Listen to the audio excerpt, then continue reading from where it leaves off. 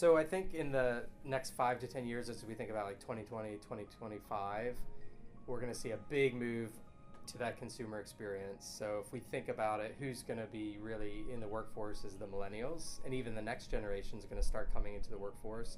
So they've grown up on mobile devices. They've grown up where they didn't have to go through a lengthy training to learn how to use something. It just worked, or is so intuitive. And when they needed help, they found it quite easily. And I know we've looked at internally, and by 2025, 50% of our workforce will be millennial. And they're going to be key decision makers and key leaders, and they're going to drive changes. And so for us, we actually want to get ahead of that curve and not wait until that demand is there, but start thinking now what we have to do to get there. So I'm Alan Bronowicz. I work for Thomson Reuters, and I'm the head of business process management, primarily looking at quote to cash. And I also run a quote to cash transformation program. The big initiative at the moment is our lead to cash transformation. And we are 3.5 years into that process. And it's been an incredible journey because we've gone from a highly manual, very inefficient, error-prone kind of process throughout the whole life cycle of lead to cash to a very automated, fast, predictable experience. Automation, standardization, simplification are really at the heart of what we've tried to do. And I think the first one was simplification. We realized as a business we were highly complex. Therefore, we needed a lot of people who had a lot of knowledge to support the processes, which then led to problems and confused customers, etc. So we knew we had to simplify. So we started with things like commercial simplification. So instead of selling 100 different ways with different price points, how could we bring that in and simplify it down to a smaller subset? It was challenging to get the buy-in from the senior team. Thankfully, our CFO was the biggest champion for what we were doing. And it really took him getting behind it and understanding, again, the customer experience and realizing that we have to do something different. We can't just keep throwing people at it or making small changes, but we're going to have to do something significant. And once we got him behind it, he then helped get other buy-in across the organization, really at an executive level.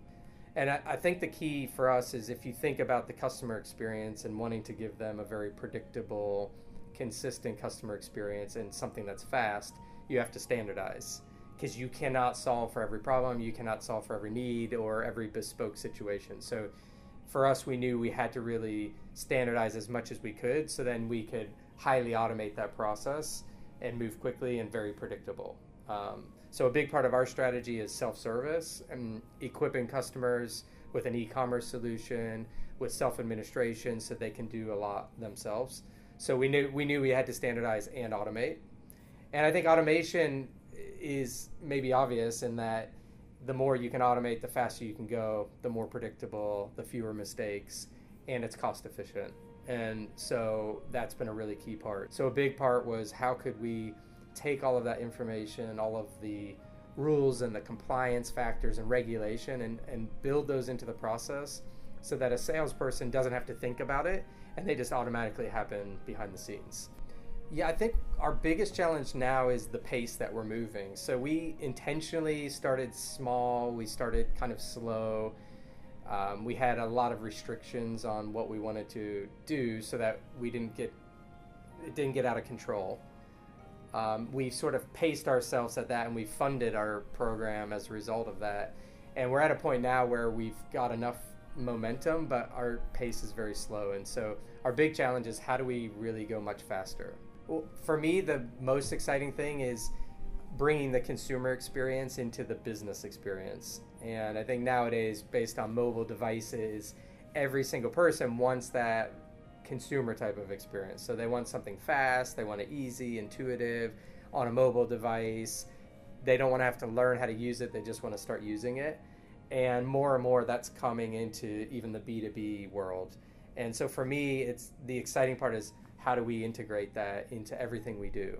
Yeah, I'm really excited about the session. We're going to look at the case study of our transformation, our lead to cash transformation, and what we've gone through. And I'll not just share sort of the background and what we have experienced, but for us really about what are the lessons that we've learned.